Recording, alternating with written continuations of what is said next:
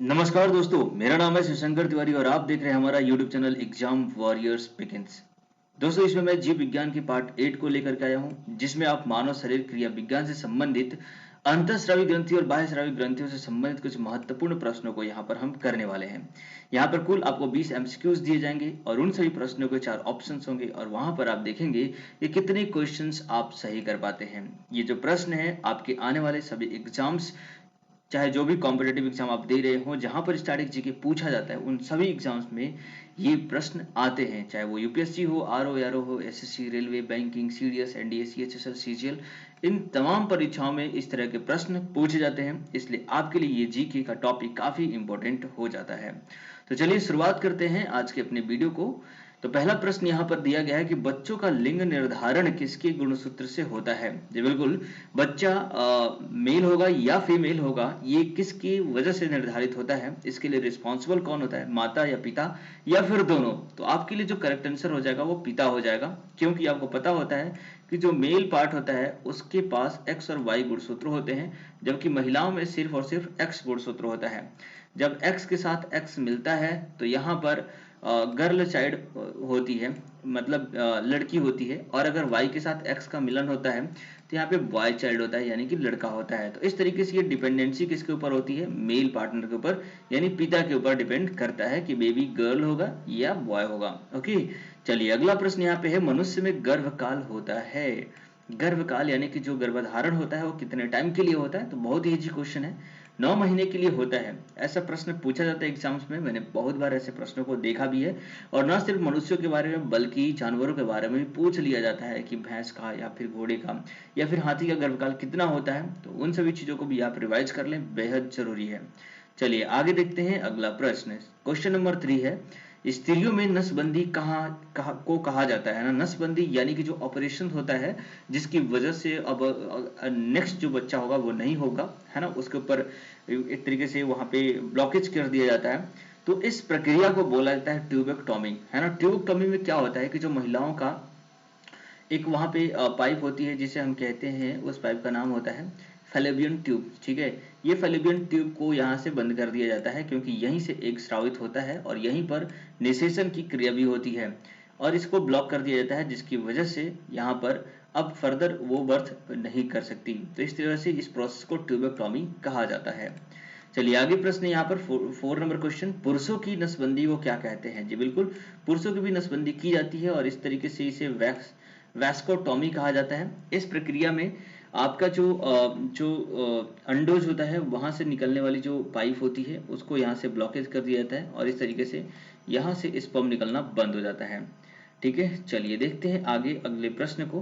प्रथम परखनली शिशु का नाम था। प्रथम परखनली शिशु का क्या नाम था, ये बताना है। तो प्रथम परखनली शिशु का जो नाम था वो लुईस था।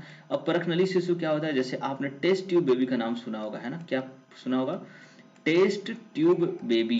टेस्ट ट्यूब बेबी क्या होता है कि जब किसी महिला में की जो फैलोपियन ट्यूब होती है उसमें निषेचन नहीं हो पाता है, किसी वजह से इसमें ब्लॉकेज हो जाती है, तो इस वजह से यहाँ पर वो गर्भाधारण नहीं कर सकती। ऐसे में एक टेस्ट ट्यूब बनाया जाता है और उस टेस्ट ट्यूब में होता क्या है कि मेल पार्टनर का स्पर्म और महिला का एग लेकर के दोनों को एक साथ फ्यूज किया जाता है एक टेस्ट ट्यूब में। जब इनका फ्यूजन हो जाता है, यानी कि यहाँ पे निषेचन हो जाता है, तो फाइनली उसे महिलाओं के गर्भ में डाल दिया जाता है और इस तरीके से बच्चे का विकास गर्भ में होता है। तो इस प्रक्रिया को हम टेस्ट ट्यूब बेबी कहते हैं। और ये इस टेस्ट ट्यूब प्रक्रिया में जो सबसे पहली बार जो बच्चा हुआ था उसका नाम था लुईस। ओके, चलिए आगे देखते हैं अगला प्रश्न है, एमनियोसेंटोसिस, है ना, एक तरीका है जो बताता है। एमनियोसेंटोसिस एक तरीका है जो क्या बताता है, आपको इसका आंसर करना है। तो देखिए अभी के टाइम पे इसके ऊपर पाबंदी लग चुकी है और अब इसे जांच करवाना और करना दोनों ही अपराध है, और इसके लिए आपको जेल जाने और साथ में जुर्माना भरने की जरूरत पड़ सकती है। इसलिए भ्रूण लिंग का जो जांच करना है अब एक कानूनी अपराध माना जा चुका है। तो ऐसे में भ्रूण के जांच की जो प्रोसीजर होती है उसे हम एमनियोसेंटोसिस कहते हैं। इसे अल्ट्रासाउंड प्रक्रिया द्वारा किया जाता है। आगे प्रश्न है, मनुष्य के शरीर में पाई जाने वाली कौन सी ग्रंथि वाहिनी विहीन है, यानी डक्टलेस है, जिसमें डक्ट नहीं पाया जाता है, यानी कि वो ग्रंथियां जिनका स्राव ब्लड के थ्रू दूसरे प्लेसेस पे जाता है, उनके लिए अलग से कोई पाइप नहीं लगती है। तो इस तरह की ग्रंथियों को हम अंतःस्रावी ग्रंथियां कहते हैं। ठीक है, ये अंतःस्रावी ग्रंथियां चाहे जो भी हमारी ग्लैंड्स होती हैं, ग्रंथियां होती हैं, जैसे कि चाहे वो पीयूष ग्रंथि हो, एड्रिनल ग्रंथि हो, इन सभी ग्रंथियों को अंतःस्रावी ग्रंथियां कहते हैं। और इनका जो श्रवण होता है, यानी कि जो हार्मोन होता है, वो पाइप के थ्रू न जाकर के जो ब्लड वेसल्स होती हैं उन्हीं के थ्रू इनका मिक्सचर हो जाता है और वो एक अपनी डिजायर लोकेशन पे पहुंच जाती है। तो ये अंतःस्रावी ग्रंथियां होती हैं। आगे प्रश्न है, वाहिनी विहीन ग्रंथियों को श्रवण को कहते क्या है? अभी मैंने बताया वाहिनी विहीन यानी डक्टलेस जो ग्रंथियां होती हैं, जिन्हें हम अंतःस्रावी ग्रंथियां कहते हैं, इनके द्वारा जो श्रवण होता है इनको हम हार्मोन कहते हैं।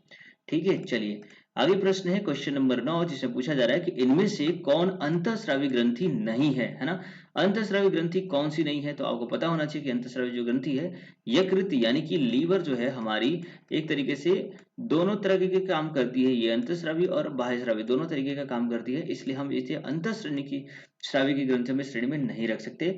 एड्रिनल, पिट्यूटरी और थायराइड ग्लैंड ये सब की सब क्या है? अंतःस्रावी ग्रंथियां हैं, इनके द्वारा हार्मोन का श्रवण किया जाता है। चलिए आगे देखते हैं क्वेश्चन नंबर 10, अंतःस्रावी ग्रंथियों को अन्य किस नाम से जाना जाता है?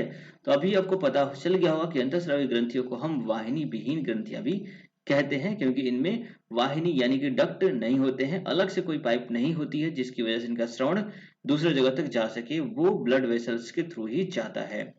क्वेश्चन नंबर 11 है, निम्नलिखित में से कौन एक ग्रंथि नहीं है ना? ग्रंथि नहीं है इसके बारे में बताना है। तो देखिए, थायराइड ग्रंथि है, यकृत भी ग्रंथि, अग्नाशय भी है, जठर जो है वो एक ग्रंथि नहीं होती है। जठर रस होता है जो भोजन के पाचक में सहायक करता है। तो ऑप्शन नंबर बी जो है आपका करेक्ट आंसर हो जाएगा। आगे प्रश्न है, मानव शरीर के किस ग्रंथि को मास्टर ग्रंथि कहते हैं ना? मास्टर ग्लैंड जिसे बोला जाएगा। मास्टर ग्रंथि किसको कहते हैं? पीयूष ग्रंथि, या फिर इसे पिट्यूटरी ग्लैंड के नाम से भी जाना जाता है। और ये हमारे मस्तिष्क में पाई जाती है, काफी छोटी होती है, मटर के दाने के आकार के बराबर। तो आप इसे याद रखेंगे, पीयूष ग्रंथि को मास्टर ग्रंथि कहा जाता है। अच्छा, अगला प्रश्न है क्वेश्चन नंबर 13, मनुष्य के शरीर की सबसे छोटी ग्रंथि, अभी मैंने बताया सबसे छोटी ग्रंथि जो होती है वो प्यूटेटरी ग्लैंड होती है हमारी। पीयूष ग्रंथि को सबसे छोटी ग्रंथि बोला जाता है। मानव शरीर की सबसे महत्वपूर्ण ग्रंथि भी प्यूटेटरी ग्रंथि ही है, क्योंकि यही हमारे बाकी ग्रंथियों को कंट्रोल, उत्तेजित करने का काम करती है ना? इसीलिए इसे मास्टर ग्लैंड के नाम से भी जाना जाता है। अगला प्रश्न है, प्यूटेटरी ग्रंथि कहाँ स्थित होती है? मैंने ऑलरेडी बता रखा है, प्यूटेटरी ग्लैंड होती है जो हमारे मस्तिष्क में उपस्थित होती है, काफी छोटी होती है, मटर के दाने के बराबर की। अगला प्रश्न है, गाय और भैंस के थानों में दूध उतारने के लिए किस हार्मोन की सुई लगाई जाती है? तो देखिए, कभी कभी गायों में और या फिर भैंसों में दूध उतरता नहीं है, तो इसके लिए यहाँ पर ऑक्सीटोसिन नामक एक इंजेक्शन लगाया जाता है, जिसकी वजह से ये गायों में दूध उतरना शुरू हो जाता है। चलिए अगला प्रश्न यहाँ पे है, थायराइड ग्रंथि की थायरोक्सिन स्रावित करने के लिए उत्तेजित करने वाली अंतःस्रावी हार्मोन कौन सा है ना? तो थायराइड ग्लैंड जो होती है उसको उत्तेजित करने के लिए, यानी कि थायराइड ग्लैंड जो है वो थायरोक्सिन हार्मोन को स्रावित करती है, लेकिन इसके श्रावण के लिए उसे उत्तेजित करना जरूरी है, और इसकी उत्तेजना टीएसएच के द्वारा किया जाता है। ठीक है, ये भी इसका एक स्राव होता है जिससे उत्तेजित करती है। आपको पता होगा कि थायराइड ग्लैंड हमारे लिए काफी इंपॉर्टेंट है, जो हमारे ब्लड प्रेशर को कंट्रोल करता है। चलिए आगे देखते हैं अगला प्रश्न, वृद्धि हार्मोन यानी ग्रोथ हार्मोन कहाँ से स्रावित होता है? तो वृद्धि हार्मोन यानी ग्रोथ हार्मोन की बात करें तो हमारी जो पिट्यूटरी ग्लैंड है, यहाँ से इसका श्रावण होता है, जिसकी वजह से बच्चों की लंबाइयां बढ़ती है, उनका साइज का शरीर का आकार बढ़ता है।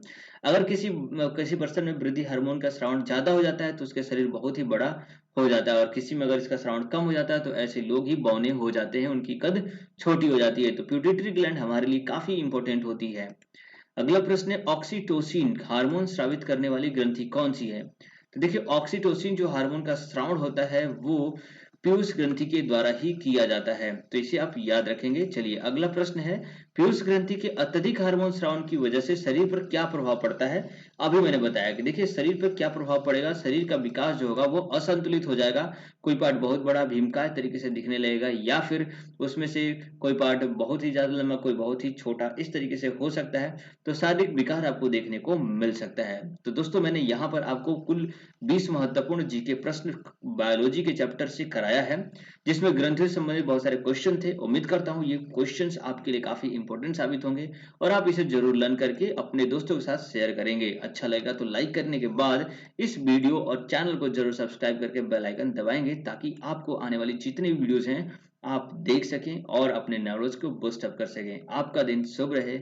जय हिंद, जय भारत।